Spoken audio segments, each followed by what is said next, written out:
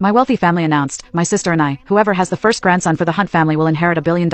In my previous life, Jocelyn married the physically strong Hector Hunter, arranged by her parents. I married Oliver, who was wheelchair-bound with a gloomy personality. Within a year of our marriage, Oliver Hunter regained the use of his legs, and I became pregnant with the Hunter family's first grandson. Jocelyn suffered abuse from Hector, lost her mind, and became the laughingstock of high society ladies. On the day I went into labor, she stabbed my belly with a knife, then embraced me as we fell from a high-rise. In this new life, Jocelyn snatched the golden bouquet Oliver had sent. I want to marry Oliver. Jocelyn, how could you take Yvonne's bouquet? Jocelyn had just accepted the extravagant golden bouquet when her father's scolding made her freeze. Father took the golden bouquet from Jocelyn's hands and passed it to me, saying, Yvonne, your health is better. Though Oliver has a disability, at least his reputation is good. Afterward, father stroked Jocelyn's head affectionately. Jocelyn, with your fragile health, marrying Hector is the best option. Looking at the golden bouquet and the wedding dress I wore, I pinched my palm hard, finally realizing I had been reborn. In my previous life, following my parents' wishes, I let the frail Jocelyn marry the physically robust Hector. However, the outcome was Jocelyn, seemingly insane, bursting into my delivery room with a knife, screaming, why are you the one to bear the Hunter family's first grandson while I'm locked in a mental hospital? It's not fair. Her actions left me bleeding. As she dragged me off the high-rise, Jocelyn's voice still echoed in my ears. Yvonne, you're only fit to be beneath my feet. Just then, Jocelyn snatched back the golden bouquet, fingering the gold-threaded petals with a smirk. Dad, I don't care. I want to marry Oliver. With just that sentence, I knew Jocelyn had been reborn too. My parents, unable to persuade Jocelyn, looked at me helplessly. I understood exactly what that look meant. All my life, my test scores couldn't exceed Jocelyn's. Whatever Jocelyn wanted, I had to give up for her. Even when it came to marrying into the Hunter family and bearing the first grandson, my parents quickly arranged for Jocelyn to marry the healthy husband. If Jocelyn prefers it, we can switch. After all, the Hunter family only cares about who bears the first grandson. As usual, I calmly accepted the gardenia bouquet sent by Hector. 2 cars waited outside. One was a Rolls-Royce sent by Oliver, with a path of carpets and flowers leading to it. The other was an ordinary sports car driven by Hector's staff, simple in appearance. Before donning our veils and heading to our respective wedding cars, Jocelyn looked at my bouquet and shook her head disdainfully. Yvonne, don't say I didn't warn you. That Hector may look strong, but I've heard he's inadequate in bed. Oliver has really put in effort. The gold flowers he sent even have a unique fragrance. With that, Jocelyn seemed satisfied, inhaling deeply from the bouquet. Under everyone's envious gaze, she held her head high and strode forward. I stepped back, holding my breath. If that's the case, I wish Jocelyn gets what she desires. After safely getting into the car, I carefully examined the bouquet in my hands, only relaxing once I confirmed there were no issues. In my previous life, the golden bouquet Oliver sent was indeed extravagant. However, it nearly left me without even a burial place. Oliver from the Hunter family never wanted to marry. He had mixed perfume into that bouquet, a fragrance designed to provoke passionate reactions. He also arranged for me to be delivered to a private box, attempting to ruin my reputation and thereby legitimately break off our engagement. Now that I've been given a second chance at life, we'll see if Jocelyn can successfully avoid this trap. Just as I stepped out of the wedding car, I felt a sudden grip around my waist. A man lifted me up and quickly carried me into the bridal chamber. Laughter and teasing erupted from outside. Impressive. Let us see what this woman looks like. Through the thin veil, I could only vaguely make out the man in front of me wearing a white suit. A lewd smile spread across his face as he reached out to lift my veil. I moved swiftly, quickly grabbing his hand while lifting my veil faster than he could.